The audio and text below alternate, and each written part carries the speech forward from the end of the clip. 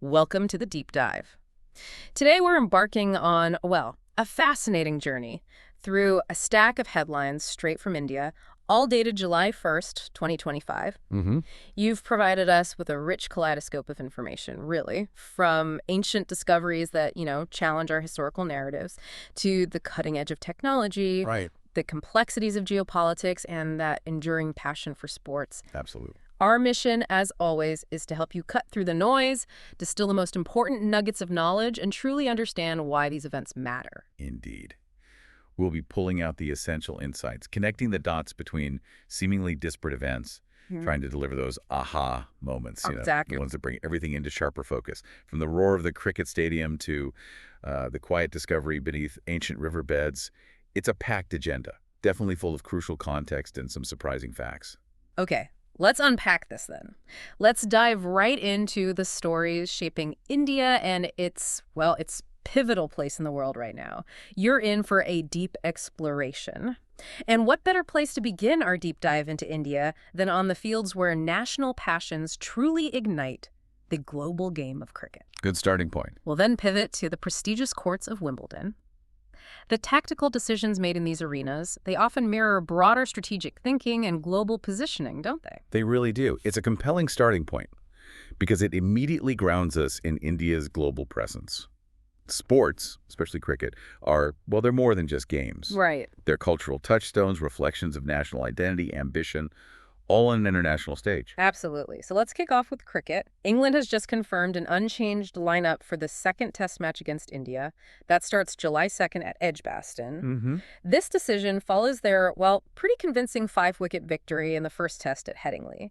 Gives them a crucial 1-0 lead in this intense 5-match series. Yep. So what does this unchanged Asai decision really signal about England's strategy and confidence? Well, this decision by the England and Wales Cricket Board, Yeah. it speaks volumes, really. It shows a rare, almost unyielding confidence in their current formula. Unyielding, yeah. They've opted for continuity, trusting the precise combination of players who delivered that balanced winning performance in Leeds. It's a clear message from Captain Ben Stokes. Okay. He believes this squad has the right blend. Seasoned veterans like Joe Root and Ben Duckett, alongside exciting emerging talents like wicketkeeper Jamie Smith and the spinner Shoaib Bashir. Right, that mix. This isn't just sticking with what worked. It's a bit of a gamble, isn't it? Yeah. That their winning momentum and team cohesion will carry them through, rather than adapting to potential counter strategies from India. Interesting. It suggests they think they can consolidate that early advantage just by relying on established roles and rhythm. That's a bold move. Prioritizing stability over maybe potential adjustments. But I noticed fast bowler Jofra Archer. He was recalled just last week after 3 years out. He remains sidelined. Yeah, that's right. Missed training due to a family emergency, apparently. What's the immediate impact of his absence, and what might his expected return later in the series mean for England's strategic options? Archer's continued absence is undoubtedly a talking point. He is, simply put, a game changer. He really is. That express pace, the ability to get bounce from almost any pitch. While England's current pace attack is doing well, Archer offers something unique, a genuine X factor. His expected return later in the series could provide a crucial additional weapon. Imagine introducing that kind of raw speed. Unpredictable bounce, maybe when the pitches have worn down a bit or India's looking comfortable. Right, a potential disruptor. Exactly. It gives England tactical flexibility. They could rotate bowlers, surprise the opposition with a fresh, high-impact option. For now, they're confident in their existing attack, but Archer's eventual availability, it looms large as a potential strategic shift down the line. It really is about balancing that immediate confidence with future strategic depth, isn't it? For those of you who follow Test cricket closely, that unchanged England XCI for Edgbaston is Zach Crawley, Ben Duckett, Ollie Pope, Joe Root, Harry Brook, Ben Stokes as captain, Jamie Smith wicketkeeper, Chris Wokes, Bryden Karsh, Josh Tongue, and Shoaib Bashir. That's the lineup. This lineup certainly feels like a statement. Unwavering intent, maybe. It absolutely does.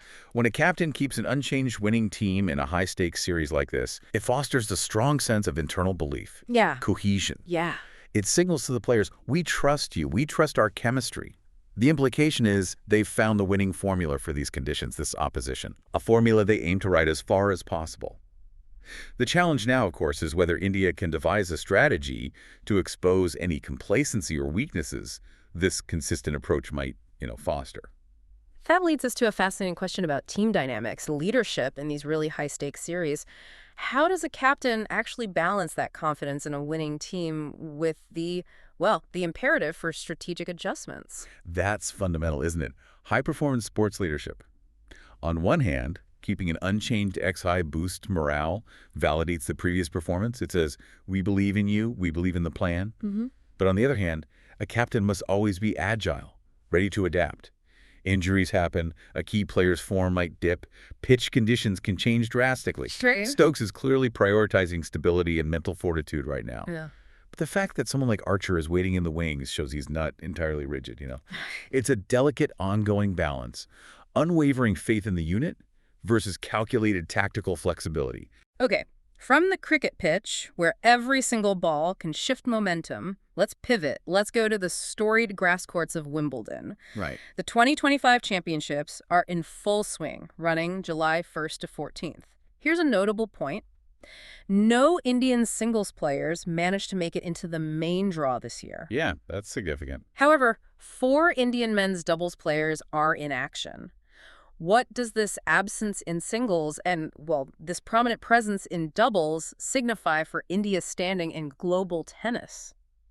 That's a telling reflection, really, of the current landscape of Indian tennis. India has a rich history of singles players, of course. Definitely. Especially men like Leander Paes, Mahesh Bhupathi, who then found huge success in doubles. But the current talent pipeline shows a far stronger, more competitive edge in doubles right now. Interesting. So it's not necessarily a strategy, but more outcome. It's more like a practical outcome, yeah. Where players are finding success, where funding and coaching pathways might be better aligned, maybe where the physical demands differ slightly. Oh, okay. Doubles play needs a distinct skill set, doesn't it? Exceptional court coverage, precision volleying, sharp communication, strategic positioning. Areas where Indian players have historically excelled and still seem to be developing well. Right. It suggests that while the singles game might be more of a long-term development project, doubles provides that immediate, consistent visibility on the global stage. That's a crucial distinction, highlighting where India's strengths currently lie. Let's look at some of the key matchups for these Indian doubles players then. Rohan Bopanna. Ah, the veteran. Exactly. A seasoned Grand Slam champion, true veteran of the circuit. He's teaming up with Belgium's Sander Gillet.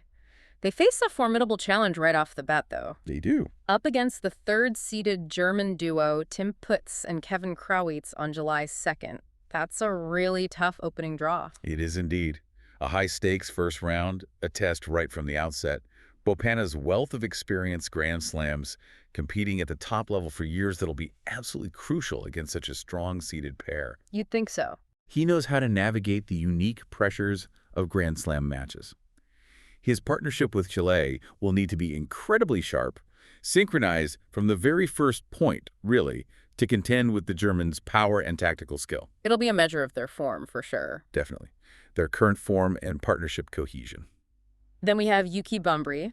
He's actually the only Indian-seeded player in the entire Wimbledon draw this year. That's right. He's partnering with American Robert Galloway, and they're facing Manuel Guinard and Romain Arniotto, also on July 2nd. Bambri being seeded, that's a significant achievement in itself. A testament to his consistent performance, his rising ranking on the doubles circuit. Yeah. This is a match where they'll be looking to make a strong statement, aiming for a deep run.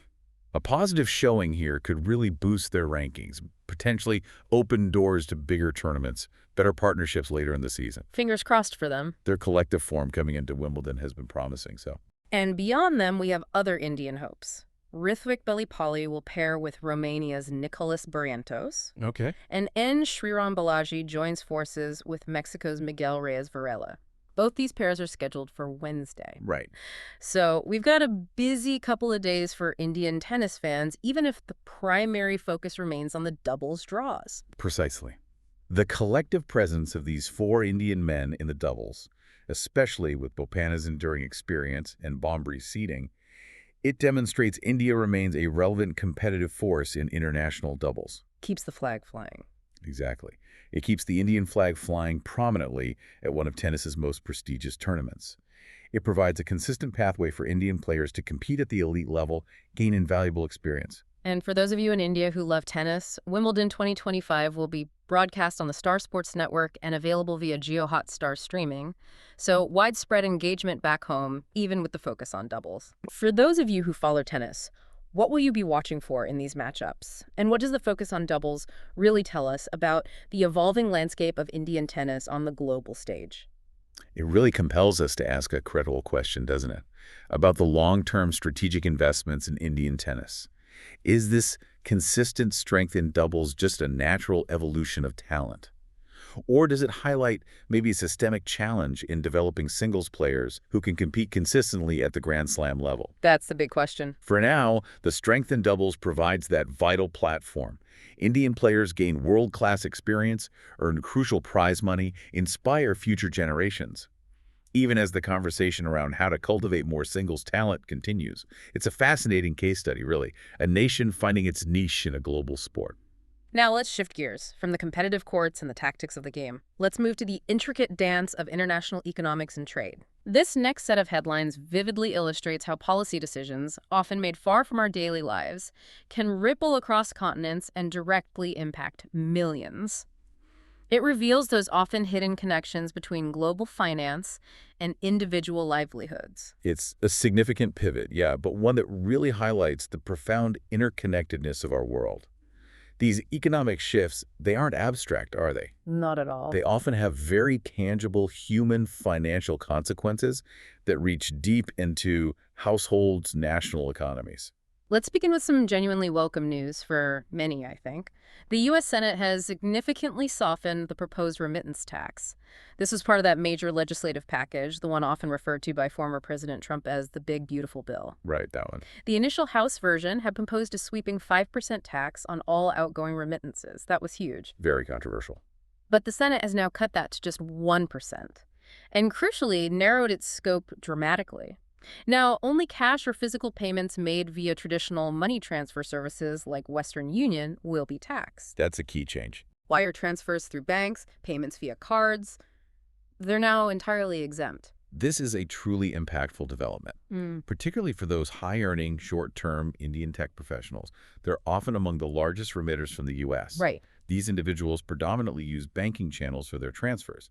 So this exemption effectively renders the tax, well, largely irrelevant for them. A huge relief. Definitely. The original 5% on all remittances would have imposed a substantial, immediate financial burden, directly eroding savings, impacting funds set home for families, investments. This softening represents a significant reprieve. And we're talking about truly massive sums of money flowing through these channels, aren't we? The U.S. is the world's top source of remittances, sent something like $80 billion abroad in 2022. Astounding numbers. And India, on the other hand, is the largest global recipient. Took in an astonishing $119.5 billion in 2023 alone. And nearly 30% of that inflow, close to $35 billion, originates from Indian nationals living in the U.S. This is not just pocket change. It's a critical lifeline for countless families back home and a substantial boost to India's economy. What's particularly insightful here, though, is the perspective from within India. Alok Dubey of Prime Wealth noted something interesting. He said Indian families, especially those in more urban or professional settings, are perhaps less solely reliant on these remittances for basic sustenance today than maybe in previous decades. Okay, that makes sense. Instead, he suggests, the primary relief offered by this softened tax is for the Indian professionals planning to return home. They can now transfer their accumulated savings, assets, with minimal tax burden. So it's more about bringing savings back. It points to that, yeah. It indicates maybe a maturing, diversifying economic landscape in India.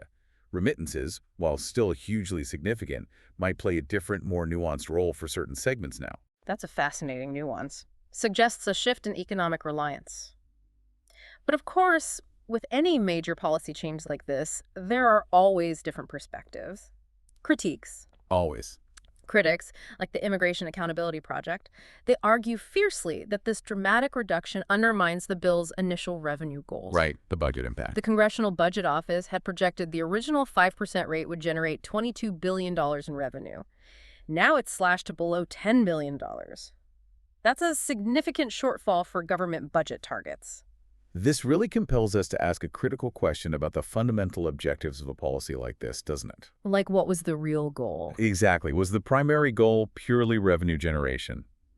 Or was there an underlying economic, social, or even political aim to manage fund flows, influence immigrant behavior? The softening of the tax suggests that political realities, probably combined with significant lobbying from diaspora communities and immigrant advocates, they successfully argued for a less burdensome approach. Even at the cost of revenue. Even at the expense of projected government revenue, yeah. It's a classic case of competing priorities in legislative policymaking. And what are the next legislative steps for this big, beautiful bill after its passage in the Senate, assuming it passes the full vote? Right. If it passes the full Senate, the bill then heads back to the House of Representatives for final reconciliation with their earlier version. Okay. Ironing out the differences. Exactly. Once a reconciled bill is agreed upon by both chambers, it moves to President Trump for his signature. For now, though, immigrant communities across the U.S. are certainly breathing a collective sigh of relief, cautiously celebrating this significant reprieve. Understandably. If you or someone you know relies on remittances, what might this change mean for your financial planning? And what are the broader economic implications of such a policy shift on both sides of the globe? It just highlights how policies framed in Washington can create undeniable ripple effects right into households, economies, thousands of miles away. It really underscores that intricate, often invisible web of global supply chains and economic dependencies.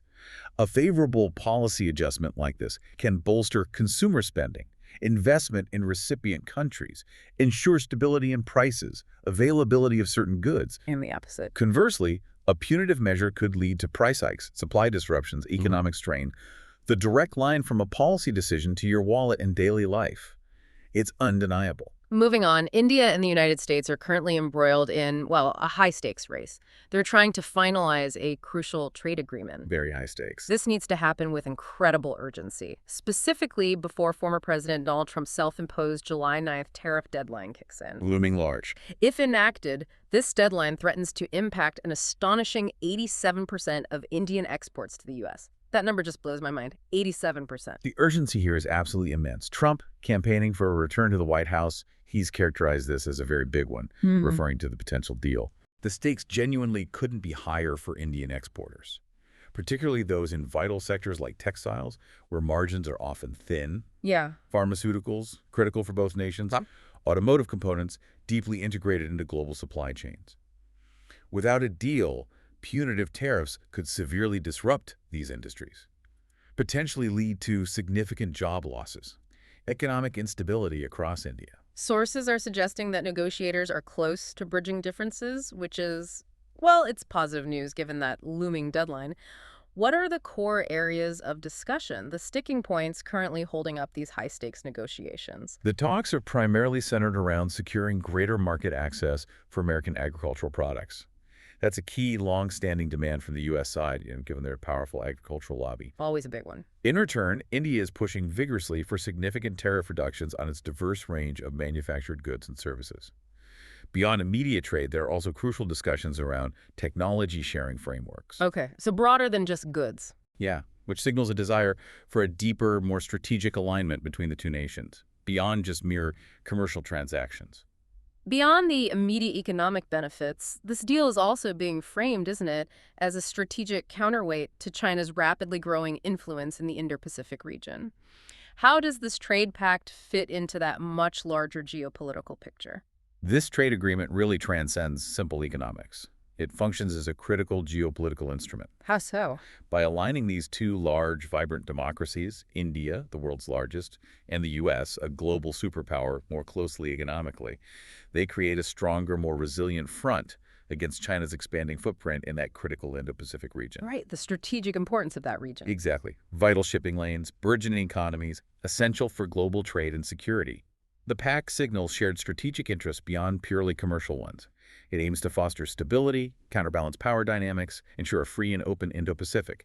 It's about building a collective economic muscle, really. This accelerated timetable clearly reflects both economic necessity and, well, a strong desire for political wins on both sides, right? Absolutely. For Trump, securing concessions, demonstrating a tough stance on trade without alienating a major partner that supports his campaign narrative. And for India, averting sweeping tariffs is vital, shielding its export-driven industries, reinforcing its global economic stature. It's a delicate dance, isn't it? It's a textbook example. The intricate intersection of domestic politics and international diplomacy. Both leaders have potent incentives to secure this deal. Right. And a successful pact, even if it's initially limited in scope, could pave the way for a much broader, more comprehensive economic partnership under any future U.S. administration, regardless of election outcomes. Ah, so building for the future, too. That foresight points to a desire for long-term stability, predictability in the trade relationship, mutually beneficial for both complex nations. So what does this race against the clock tell us about that delicate balance between domestic politics and international trade? And how might this agreement, or its potential failure, directly affect the goods you consume or the industries you work in? This is truly a situation where decisions in Washington and New Delhi could directly impact your daily life, your financial well-being. It fundamentally highlights the fragility of global supply chains, doesn't it? Yeah. And the immediate consequences of trade policy. A successful pact could ensure a stable flow of goods, keep prices predictable, support jobs in key sectors. And failure. Conversely, a failure to reach an agreement could trigger price hikes on imported goods, disrupt supply chains for everything from medicine to textiles, and potentially lead to job losses in vulnerable industries. The ripple effect here isn't theoretical. It's very real and direct. Okay, let's shift gears once more, moving from the intricacies of global trade to the high stakes of international diplomacy, security, and even critical resource management, like water. These next stories reveal how seemingly distant events, from water treaties to weapons development, new strategic alliances can have profound, immediate consequences on global stability and regional power dynamics. This section really connects the dots, yeah, showing how a nation's internal challenges, its resource needs, are intrinsically linked to its external strategic posturing, its relationships on the world stage. It's where geopolitics becomes very tangible. We're starting with a highly contentious and critically important issue, the Indus Waters Treaty, or IWT. A big one. Pakistan is currently pressing India to fully implement this treaty. This comes after a recent supplemental award by the Permanent Court of Arbitration, the PCA, in The Hague. The court, once again, firmly reaffirmed its jurisdiction over the ongoing dispute concerning the Kishanganga and Ravel hydroelectric projects. This situation underscores a significant legal and political showdown. It stems from India's unilateral action back in May. Right, the suspension. India had controversially suspended the treaty following a deadly attack in the Pahalgam region. While New Delhi blamed Islamabad for the attack, no conclusive evidence was publicly presented, as the source notes. And Pakistan's reaction. Pakistan vehemently objected, labeled a suspension nothing less than an act of war. Their core argument rests on the principle that the IWT, it contains no unilateral withdrawal clause. Okay. They cite a violation of the 1969 Vienna Convention on the Law of Treaties, which governs international agreements. Pakistan has even warned of escalated legal action, pushing for full compliance. So India suspended it, but the International Court is essentially saying, not so fast, our authority remains. Pretty much. The PCA's supplemental award, issued June 27, 2025, specifically clarified that despite India's announcement of suspension, the court retains full authority to resolve the dispute over these hydroelectric projects. A clear message. It effectively serves as a firm reminder to India that it cannot simply walk away from its binding treaty obligations at will. This compels us to ask a crucial question, then. What happens when international treaties, foundational to regional stability, are unilaterally suspended?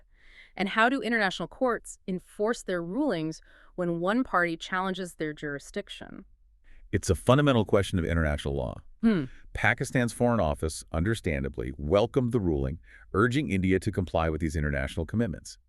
The IWT, signed way back in 1960, brokered by the World Bank. It has historically been a cornerstone of India-Pakistan relations. Despite tensions. Despite tensions, yeah. Managing critical river systems essential for agriculture, power generation, livelihoods for hundreds of millions of people. This dispute highlights the extreme sensitivity, the volatile nature of water resources, especially in a region already fraught with historical tensions. Absolutely. The real-world implications of water disputes for millions, from crop yields to drinking water, even basic survival, are truly enormous, affecting food security, economic stability, and potentially regional peace. It's undeniably a vital treaty for both nations, a testament to decades of careful, if sometimes strained, diplomacy.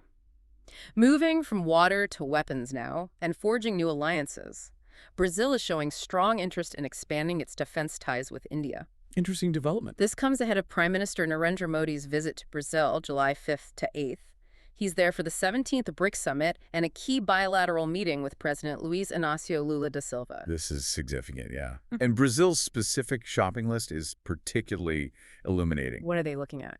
They're keenly interested in acquiring India's indigenously developed Akash surface-to-air missile system, apparently renowned for its effectiveness, and Garuda artillery guns. Homegrown tech. Exactly. Beyond that, their interest extends to secure battlefield communications, offshore patrol vessels, coastal surveillance systems, and critical maintenance support for their Scorpion submarines.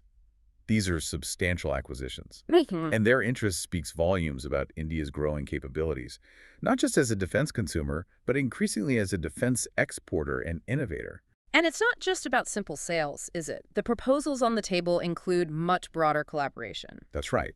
Joint research into new technologies, co-development of defense equipment, manufacturing partnerships.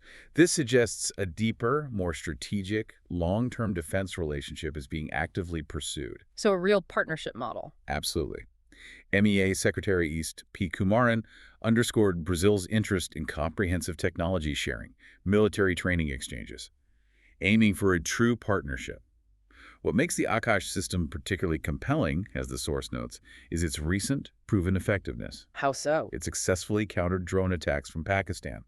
That provides real-world validation, makes it an incredibly attractive export asset for any nation looking to bolster its air defenses against modern threats. Real-world proofs is key. Beyond defense, nuclear cooperation is also on the table. Yeah, mentioned as well. Both countries looking to transition to greener, more sustainable energy sources, a critical global priority, obviously. Right. This visit is part of PM Modi's extensive five-nation tour: Ghana, Trinidad and Tobago, Argentina, Brazil, Namibia. Quite the trip. At the BRICS Summit in Rio, leaders are expected to finalize a declaration covering a lot of ground: multilateral reform, responsible AI use, global economic stability, governance, climate action, health, AI ethics. A truly comprehensive agenda. Big topics. And the bilateral meeting with Lula da Silva is, naturally, expected to focus on strengthening strategic ties across a wide array of sectors: trade, defense, energy, space, agriculture, health. Okay, here's where it truly gets interesting for me. How does this burgeoning defense relationship with Brazil, a key player in South America, fit into India's larger strategic goals, its evolving role as a global power? And what does it signal about the future of South-South cooperation? Good questions. This isn't just a one-off arms deal, you see. It points to India's ambition to become a more significant, self-reliant player in the global security architecture by offering its own indigenous defense solutions, fostering deeper, more equitable ties with developing nations. India is clearly diversifying its alliances beyond traditional Western partners. Charting its own course. It underscores a multipolar world emerging, Yeah.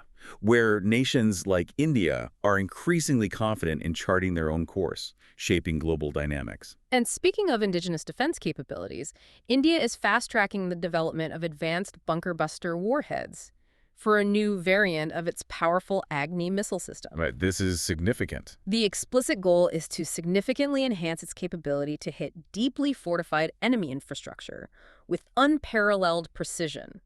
This strategic acceleration follows successful U.S. airstrikes on Iran's underground nuclear sites, apparently highlighting a global recognition of the need for these specialized weapons. This marks a substantial leap in India's conventional deterrence capabilities.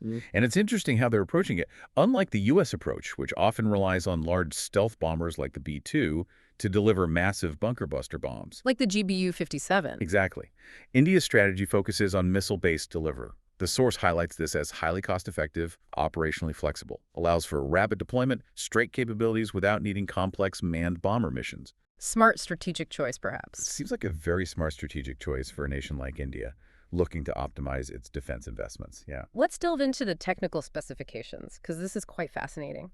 The Defense Research and Development Organization, DRDO, is modifying the Agni-5 intercontinental ballistic missile, a cornerstone of India's strategic deterrent, to carry a significantly heavier warhead, 7,500 kilograms, conventional. That's a huge payload. And this immense payload is specifically designed to reach impressive depths, penetrating 80 to 100 meters underground before detonation, ensuring maximum destructive impact on hardened targets.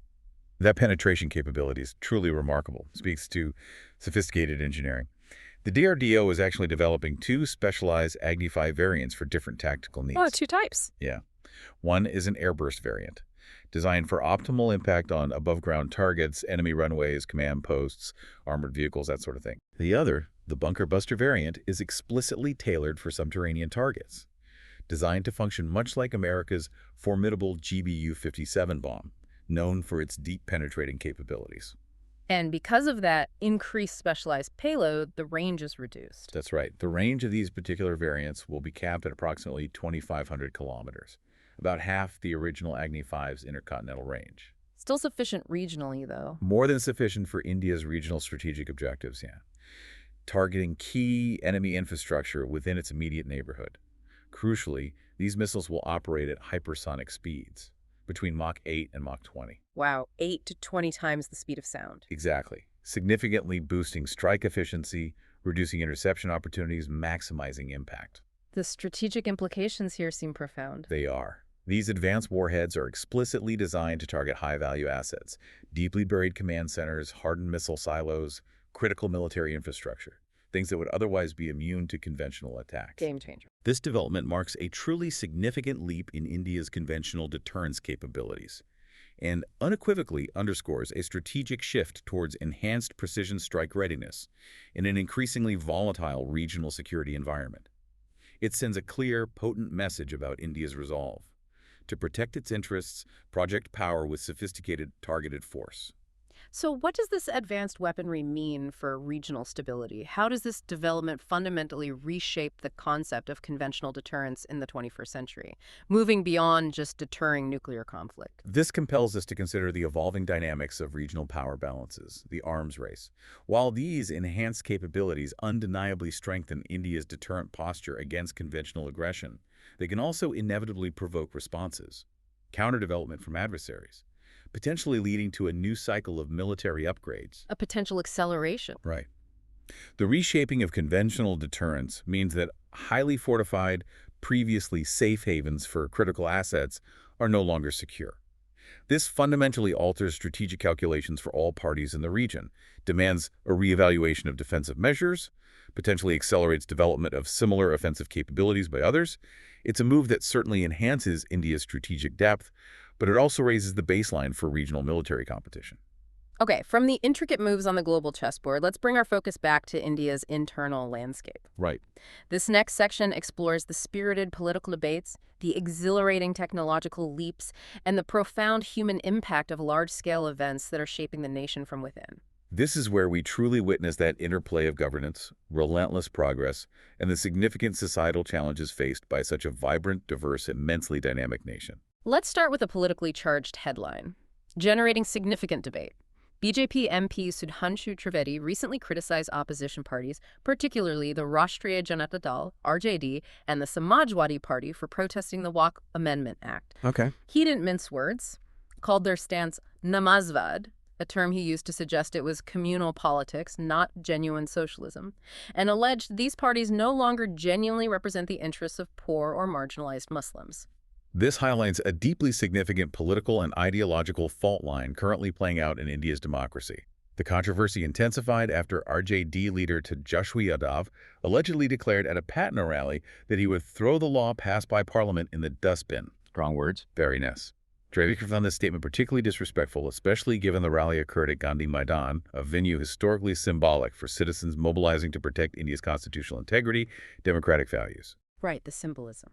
To clarify for our listeners, the Waqf Amendment Act pertains to the management and administration of Waqf properties, charitable endowments made by devout Muslims for religious, educational, or charitable purposes. It's a subject historically central to Muslim community life, often fraught with complexities. Exactly. And it's crucial to understand the legal standing of this act amidst all this political fervor. Trivedi emphasized that the Waqf Amendment Act has already successfully passed both houses of Parliament, received presidential assent on April 5th. So it's law. It's law. Furthermore, while it's currently under Supreme Court review, several favorable rulings have already come down from various high courts, including Allahabad and Calcutta, suggesting a strong legal basis. This really compels us to ask a profound question. What does this heated debate reveal about the intricate interplay between politics, religion, and the rule of law in a vibrant, pluralistic democracy like India. Trivedi directly accused the opposition alliance, the India bloc, of regressing to a 50-year-old mentality, implying a focus on narrow vote bank politics rather than principled respect for constitutional institutions. Okay. He stated their comments indicate a disregard for democratic processes, legislative authority, judicial oversight. This ongoing dispute unequivocally demonstrates the enduring challenge of balancing deeply held political beliefs, electoral strategies, with the sanctity of constitutional procedures in India. The BJP, for its part, has been quick to reassert its steadfast commitment to upholding Dr. B.R. Ambedkar's constitution, the bedrock of India's secular democratic framework. They've condemned any attempts to undermine its provisions. This dispute clearly underscores deep political and ideological divides as India navigates sensitive religious, legal terrain with national elections potentially on the horizon. And just to be clear, we're simply reporting these different viewpoints as they were presented in the source material, aiming to illuminate the vigorous debate within India's democracy without endorsing any particular political stance. Exactly. It's a vivid snapshot of the complex public discourse around policy, governance, identity in a nation as diverse and dynamic as India. It's a testament, really, to the robustness of its democratic arguments, even when they get heated. Okay, shifting from the heated arena of politics to the exciting realm of technological progress, India's ambitious $1.2 billion AI mission is now creating massive, unprecedented opportunities for local cloud service providers across the country. Big money, big opportunity. Companies like Reliance Jio Platforms, Tata Communications, Yada Data Services, they're at the forefront. The Ministry of Electronics and IT, MIT-E, has already procured over 34,000 GPUs. Wow, 34,000. To build a centralized national computing backbone specifically designed to support advanced AI development, this is a colossal investment in future capabilities. This investment is truly transformative. Speaks to India's strategic foresight. Yada, for instance, is a prime beneficiary, supplying nearly half of those GPUs, around 17,000 units for this national initiative. That's a huge chunk. Their CEO, Sunil Gupta, anticipates up to 70% of this year's revenue will come directly from these government orders, and he projects a staggering 5-fold revenue boost by FY28, largely driven by the increased GPU uptake facilitated by subsidized pricing. Incredible growth potential. Similarly, Tata Communications has seen substantial growth, its India operations contributing a robust 32% of total revenue, its cloud services segment alone growing by an impressive 13% year-over-year in FY25. And this isn't solely about large government contracts flowing to established players, is it? The second phase of GPU procurement in May added over 15,000 more GPUs to the national pool. Shows sustained commitment. Right, phase 2 already happening. These powerful resources are actively fueling a new wave of innovative startups across India. Companies like Sarvam, Nani.ai, Socket AI Labs, enabling them to train increasingly advanced AI models right within India. Building the ecosystem. Tata's VP, Neelakantan Venkataraman, specifically emphasized the considerable latent demand from enterprises looking to scale their AI initiatives, moving from pilot projects to full production. The scale of this investment, its potential to unleash a wave of homegrown innovation. It's truly remarkable. However, experts are also sounding a note of caution. Oh, what are the concerns? Warning that potential bureaucratic red tape, overly restrictive tendering processes could, if not managed carefully, impede this innovation, limit the agility of nimble startups. Ah, the implementation challenge. While government-backed firms currently dominate the initial procurement, a critical question rises. How can India ensure these frameworks evolve to be more inclusive, more competitive, truly fostering a broad ecosystem, rather than concentrating power and resources within just a few large entities? So what does this massive investment in AI infrastructure truly mean for India's economic future, its global standing? And how does a nation balance this rapid technological advancement with that critical need for fair competition, distributed innovation, ensuring the benefits are widespread? This compels us to ask a crucial question about building a truly sustainable, dynamic tech ecosystem. Analysts largely agree the India AI mission could strategically position the country as a pivotal global AI hub, especially as other nations increasingly ramp up their sovereign AI investments. Keeping pace or even leading. Right. However, maximizing these long-term gains will absolutely require not just the hardware, but also streamlined procurement processes, transparent policies, and a judicious balance between public and private sector collaboration. The goal must be to truly foster widespread innovation, broad-based infrastructure growth, rather than inadvertently creating a bottleneck that concentrates power and talent in just a few hands. It's a fine line to walk. Our next domestic story is a somber one, highlighting critical issues of accountability, transparency, and managing large-scale public events. Okay. A BBC Hindi investigation has unearthed compelling evidence that India's official tally of 37 deaths during the 2025 Kumbh Mela crowd crush drastically underrepresents the true toll. They identified at least 82 verified deaths. That's a huge discrepancy, more than double. Deeply troubling, and it reveals systemic issues.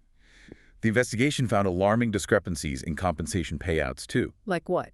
There were 26 documented cases where police delivered $500,000 in cash compensation, often in an unofficial manner. But perhaps even more shockingly, there were a staggering 18 deaths for which no compensation was paid at all. Not at all. None reported.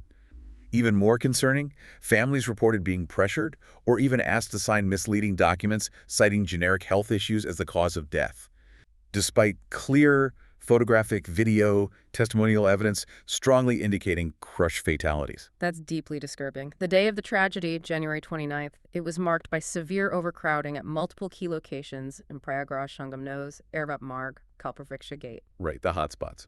This led to chaotic, horrific scenes. Victims' bodies reportedly left unattended for hours amidst the confusion, while the Uttar Pradesh government had officially acknowledged compensation for 35 victims, with 2 exceptions. The BBC's painstaking investigation independently identified at least one more family who received the full promised $2.5 million. Further supporting the claim of official underreporting, a lack of comprehensive data.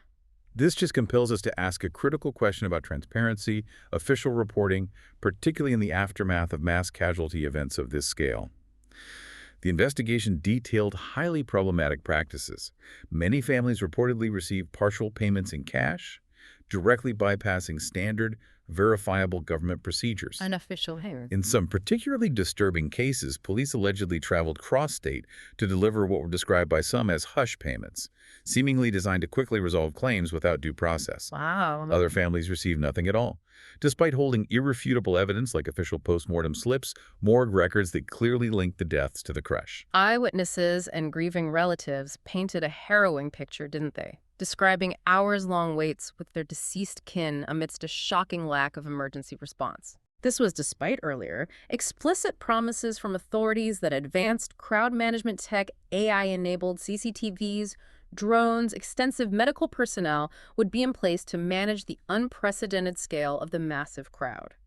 The promises versus the reality. The reality on the ground appears to have been starkly different from the official assurances. What truly stands out here is how this meticulous investigation reveals not just individual lapses, but systemic failures. In emergency preparedness, post-tragedy transparency, and ultimately, victim identification and justice. Systemic failure. The consistent unresponsiveness of officials to requests for comment further compounds these issues. These revelations expose deep, concerning flaws as managing one of the world's largest religious gatherings, and raise profoundly troubling questions about accountability, official reporting, and the fundamental rights of victims and their families to transparency and justice in such tragedies.